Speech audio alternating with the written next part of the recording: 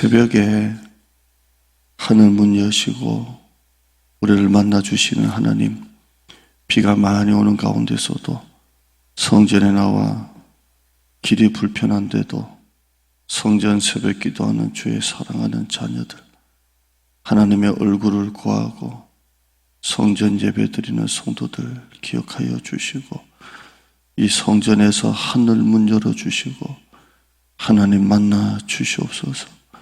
가정마다 산업마다 필요한 만나를 내려주시고, 아침에 사람의 도움을 구하기 전에, 사람 얼굴 보기 전에 하나님의 도우심부터 구하고 하나님 얼굴부터 구하는 이 첫 시간, 거룩한 하늘의 복이 내리는 시간 되게 하여 주시옵소서.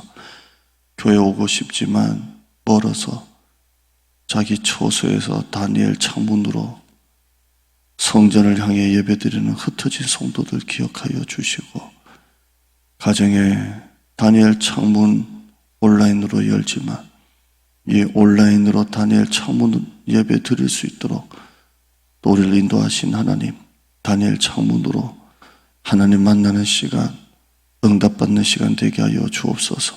한 주간 또 사업을 지켜주시고 가정을 지켜주시고 우리의 모든 길을 앞서 가시사, 사람이 마음으로 자기의 길을 계획할지라도 걸음을 인도하시는 하나님께서 우리 산업의 길을 인도하여 주시고, 하나님 거래처가 100배 1000배 늘어나게 하시고 역전의 은혜를 우리에게 허락하여 주시옵소서. 오늘도 우리를 만나 주시고 아침에 단비가 내리는 것 같이 은혜의 단비가 임하는 기도의 시간 되게 하옵소서. 예수님의 이름으로 기도드리옵나이다. 아멘. 오늘 다윗이잖아요. 다윗인데, 다윗이 우리가 보면 굉장히 성공한 사람처럼 보이지만 굉장히 힘든 시간들을 많이 지납니다. 왕이 되기 전에도 사울 왕이 자기 사위인데도 질투해가지고 한 15년 정도를 그렇게 힘들게 도망 다니고요. 왕이 되고 난 다음에도 자기 두 아들이 반란을 일으키잖아요. 그래서 자식이 아버지를 죽이려고 하니까 그렇게 또 도망 다니고, 자식끼리 싸우고 죽이고 난리가 나고 참 힘든 시간을 보냈습니다. 다윗의 인생이 정말 파란만장합니다. 그 중에 이 62편이 다윗의 시 중에 하나가 3절 보시면 3절에 다윗의 심정입니다. 넘어지는 담이 넘어진다 생각해 보세요. 넘어지는 담, 흔들리는 울타리는 원래 흔들리면 안 되고요. 담이 원래 넘어지면 안 되잖아요. 넘어지는 담과 흔들리는 울타리 같이 사람을 죽이려고 너희가 일제히 공격하기를 언제까지 하려느냐. 이게 다윗의 심정이. 어떻게 너희가 넘어지는 담, 흔들리는 울타리 같이 어떻게 그렇게 나를 죽이려고 일제히 공격하기를 언제까지 하려나. 끝도 없이 자기를 죽이려고 그 삶의 위협과 고난 가운데 있다는 겁니다.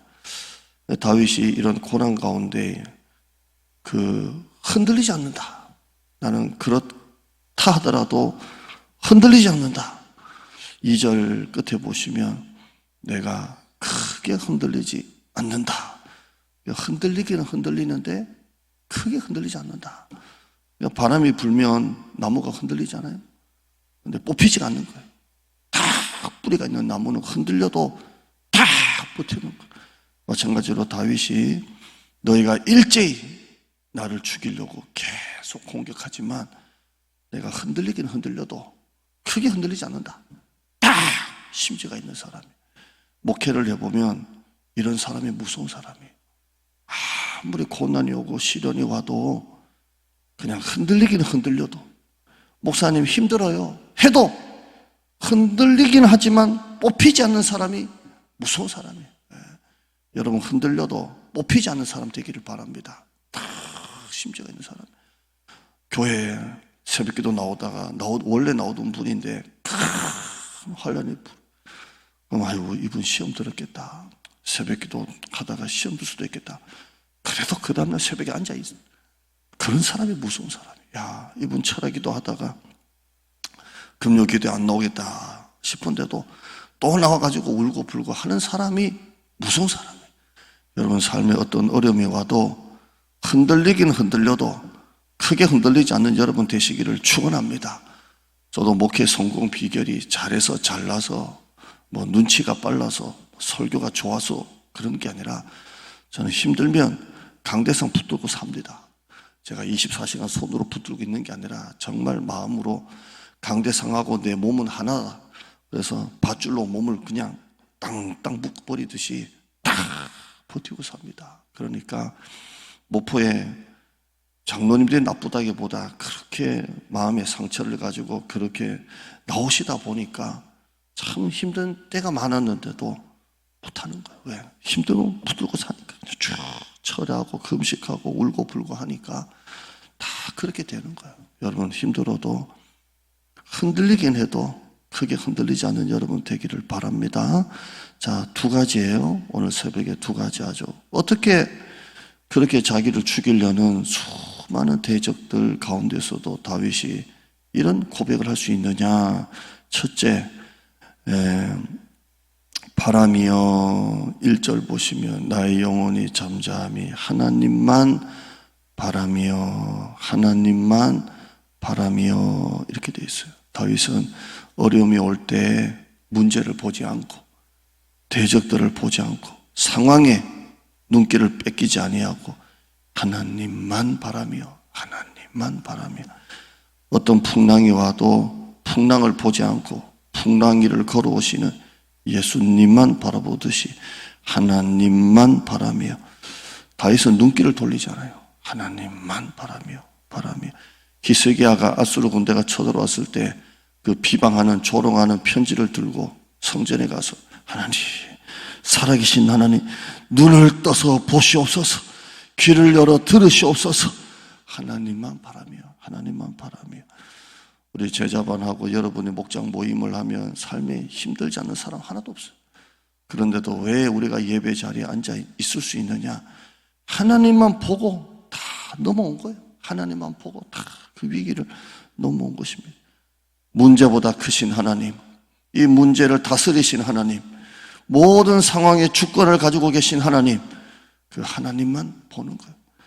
어려울 때 뭔가 보기는 봐요. 무엇을 보느냐가 중요한 것입니다. 하나님만 보는 여러분 되기를 축원합니다. 오늘도 하나님만 보세요. 하나님만 보시고요.